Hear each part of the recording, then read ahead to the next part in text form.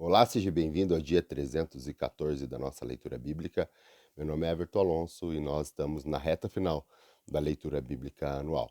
Peço que você possa deixar o teu curtir, o teu comentário, o teu compartilhar e ativar o sininho de notificações.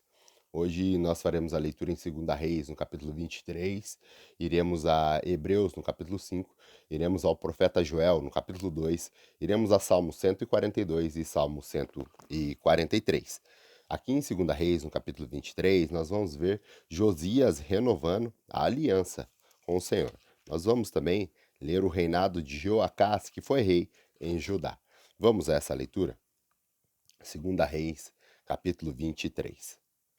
Depois disso, o rei convocou todas as autoridades de Judá e de Jerusalém.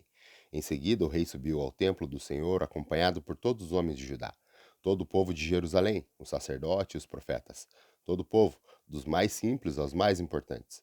Para todos, o rei leu em voz alta todas as palavras do livro da aliança que havia sido encontrado no templo do Senhor. O rei colocou junto à coluna real e, na presença do Senhor, fez uma aliança, comprometendo-se a seguir o Senhor e obedecer de todo o coração e de toda a alma os seus mandamentos, os seus preceitos e os seus decretos, confirmando assim as palavras da aliança escritas naquele livro. Então todo o povo se comprometeu com a aliança. O rei deu ordens ao sumo sacerdote Ilquias, aos sacerdotes auxiliares e aos guardas da porta que retirassem do templo do Senhor todos os utensílios feitos para Baal e Azera, e a todos os exércitos celestes. Ele os queimou fora de Jerusalém, nos campos do vale do Cedron, e levou as cinzas para Betel. Ele eliminou os sacerdotes pagãos, nomeados pelos reis de Judá, para queimarem incenso nos altares idólatras das cidades de Judá e dos arredores de Jerusalém. Aqueles que queimavam incenso a Baal, ao sol e à lua, às constelações e a todos os exércitos celestes.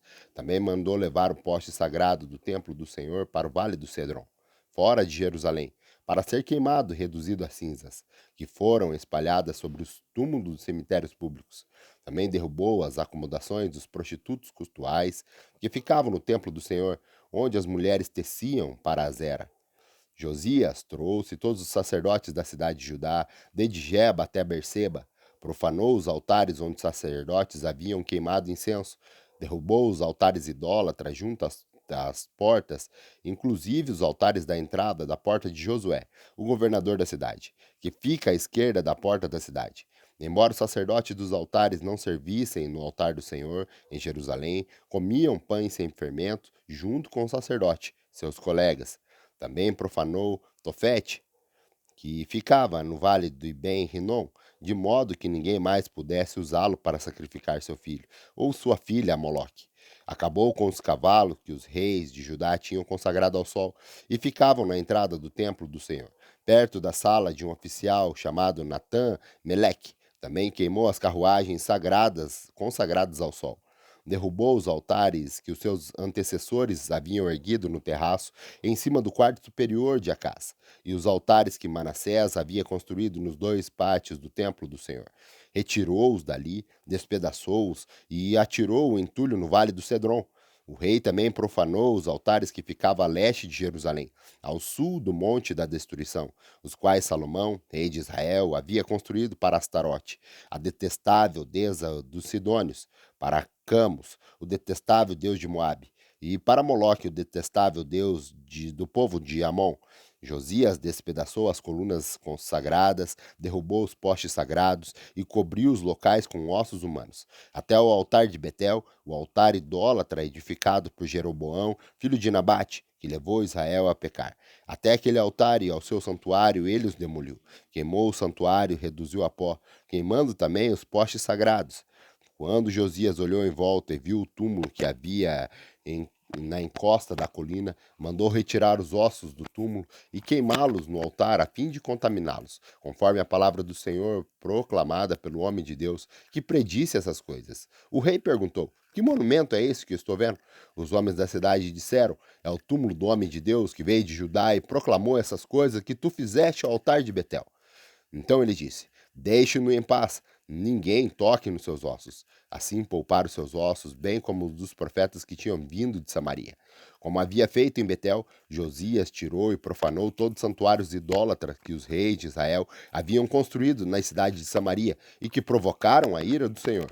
Josias também mandou sacrificar todos os sacerdotes daqueles altares idólatras e queimou ossos humanos sobre os altares. Depois voltou para Jerusalém. Então o rei deu a seguinte ordem a todo o povo: celebre a Páscoa ao Senhor, o seu Deus, conforme está escrito neste livro da aliança.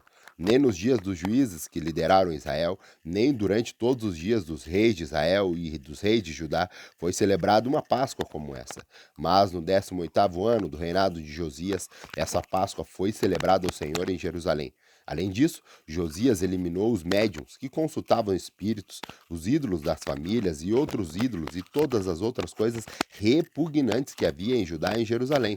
Ele fez isso para cumprir as exigências da lei escritas no livro que o sacerdote Ilquias havia descoberto no templo do Senhor.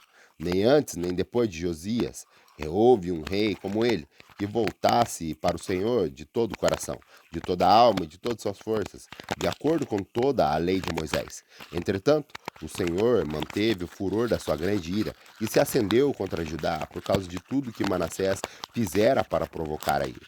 Por isso o Senhor disse: também retirarei Judá da minha presença, tal como retirei Israel, e rejeitarei Jerusalém, a cidade que escolhi, e este templo, da qual eu disse: ali porei o meu nome. Os demais acontecimentos do reinado de Josias e todas as suas realizações estão escritos no livro dos registros históricos do rei de Judá. Durante seu reinado, o faraó Neco, do Egito, avançou até o rio Eufrates ao encontro do rei da Síria. O rei Josias marchou para combatê-lo, mas o faraó Neco o enfrentou e o matou em Megido.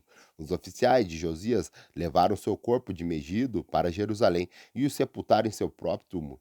O povo tomou Jeoacás, filho de Josias, ungiu e proclamou rei no lugar de seu pai. Jeoacás tinha 23 anos de idade quando começou a reinar e reinou 3 meses em Jerusalém. O nome de sua mãe é Ramutal, filha de Jeremias. Ela era de Libina. Ele fez o que o Senhor reprova, tal como seus antepassados. O faraó Neco o prendeu em Ribla, na terra de Ramate, de modo que não mais reinou em Jerusalém. O faraó também o impôs a Judá um tributo de 3,5 toneladas de prata e 35 quilos de ouro. Colocou Eliaquim, filho de Josias, como rei no seu lugar, de seu pai. Josias mudou o nome de Eliaquim para Jeoaquim, mas levou Jeoacás consigo para o Egito, onde ele morreu. Joaquim pagou ao faraó Neco a prata e o ouro, mas para cumprir as exigências de faraó, Joaquim impôs tributo ao povo, cobrando a prata e o ouro de cada um conforme as suas posses. Joaquim tinha 23 anos de idade quando começou a reinar e reinou 11 anos em Jerusalém. O nome de sua mãe era Zebida, filha de Pedaías.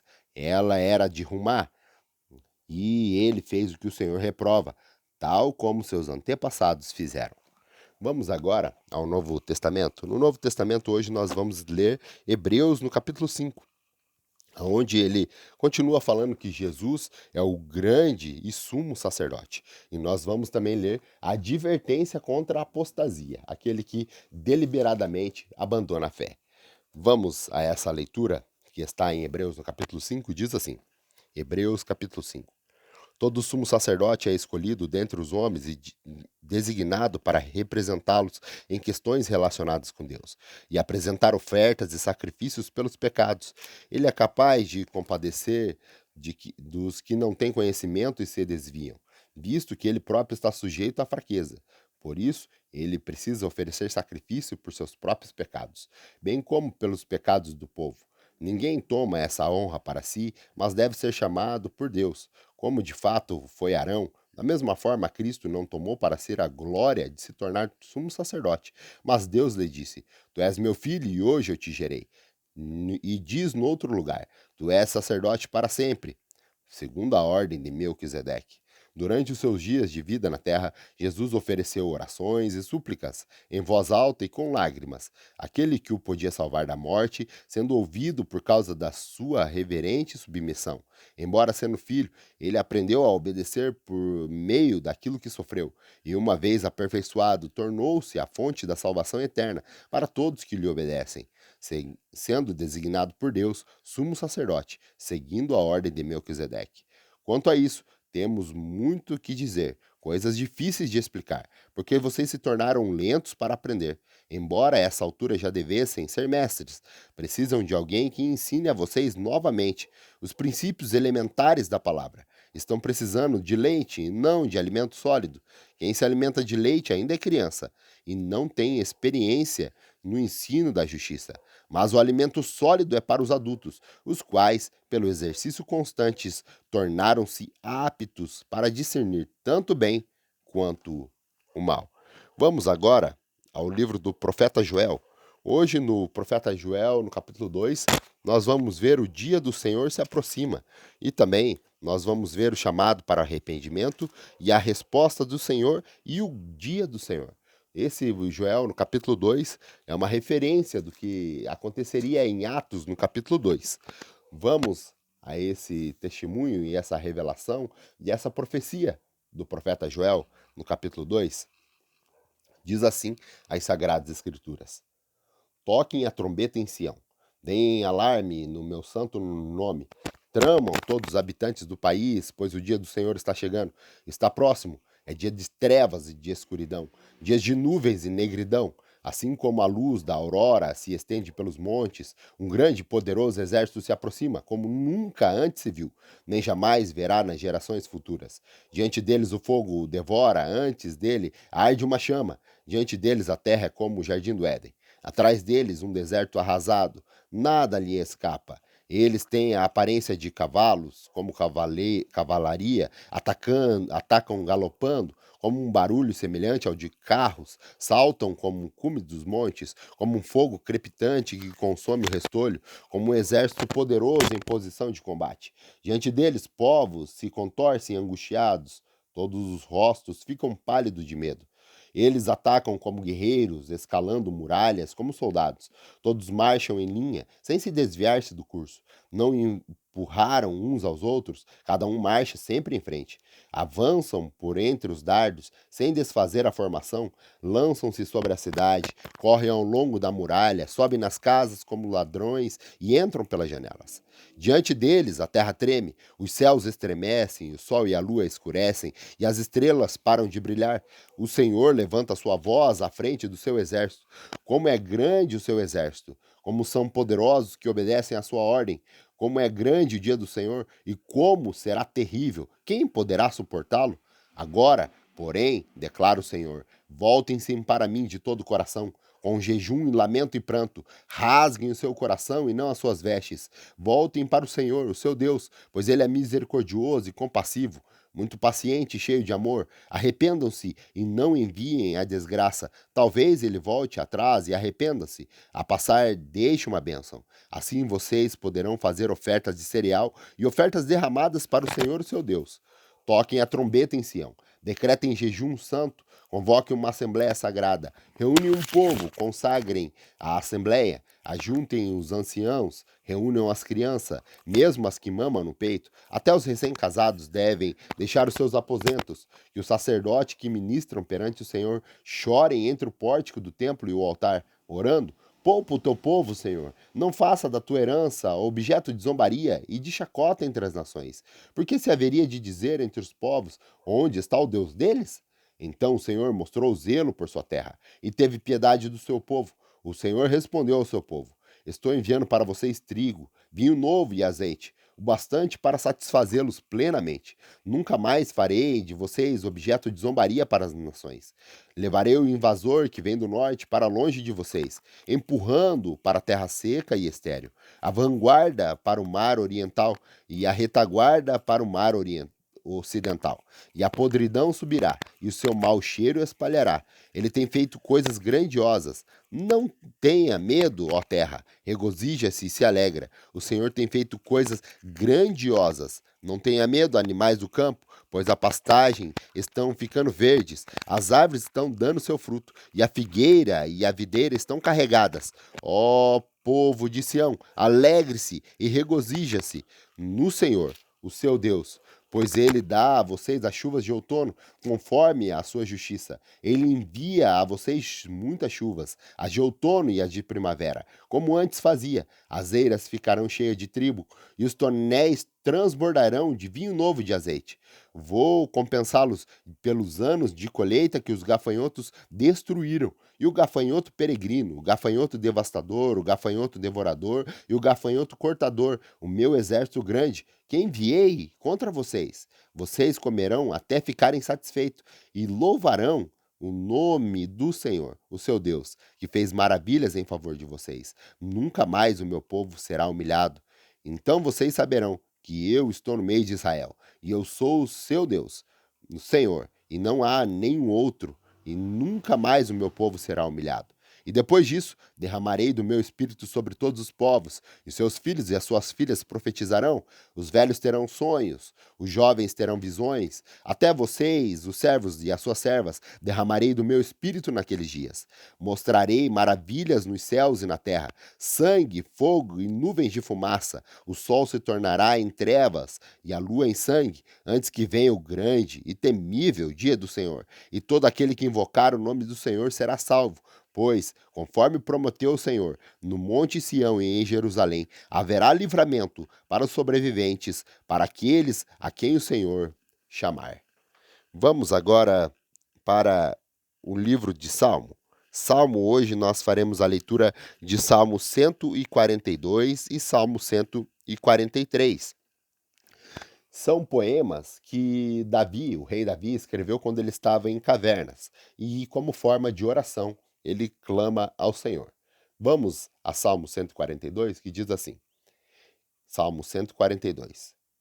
Em voz alta clamo ao Senhor, elevo a minha voz ao Senhor, suplicando misericórdia, derramo diante dele o meu lamento, e ele apresenta a minha angústia. Quando meu espírito desanima, és tu quem conhece o caminho que devo seguir. Na vereda por onde ando, escondendo uma armadilha contra mim, olha para a minha direita e vê. Ninguém se preocupa comigo, não tem abrigo seguro, ninguém se importa com a minha vida. Clamo a ti, Senhor, e digo: tu és o meu refúgio, és tu que tenho na terra dos viventes. Dá atenção ao meu clamor, pois estou muito abatido. Livra-me dos que me perseguem, pois são mais fortes do que eu. Liberta-me da prisão, e renderei graças ao teu nome. Então os justos se reunirão à minha volta por causa da tua bondade para comigo. Salmo 143. Ouve, Senhor, a minha oração. Dá ouvidos à minha súplica. Responde-me por tua fidelidade, por tua justiça. Mas não leve o teu servo a julgamento, pois ninguém é justo diante de ti. O inimigo persegue-me e esmaga-me ao chão. Ele me faz morar nas trevas, como há muitos que já morreram. O meu espírito desanima, o meu coração está em pânico. Eu me recordo dos tempos antigos. Medito em todas as tuas obras e considero o que a tua mão tem feito. Estendo as minhas mãos para ti, como a terra árida, e tenho sede de ti. Apressa-te em responder-me, Senhor. O meu espírito se abate. Não esconda de mim teu rosto, ou serei como os que descem a cova. Faz-me ouvir do teu amor leal pela manhã, pois em ti confio. Mostra-me o teu caminho que devo seguir, pois a ti elevo a minha alma. Livra-me dos meus inimigos, Senhor, pois em ti eu me abrigo. Ensina-me a fazer a tua vontade, pois tu és o meu Deus. Que o teu bondoso espírito me conduza por terreno plano. Preserva a minha vida, Senhor, por causa do teu nome. Por tua justiça, tira-me desta angústia, e no teu amor leal, aniquila os meus inimigos. Destrói todos os meus adversários, pois sou teu servo. Grato pela tua companhia, se o Senhor nos permitir, retornamos amanhã para mais um dia da nossa leitura bíblica. Até lá.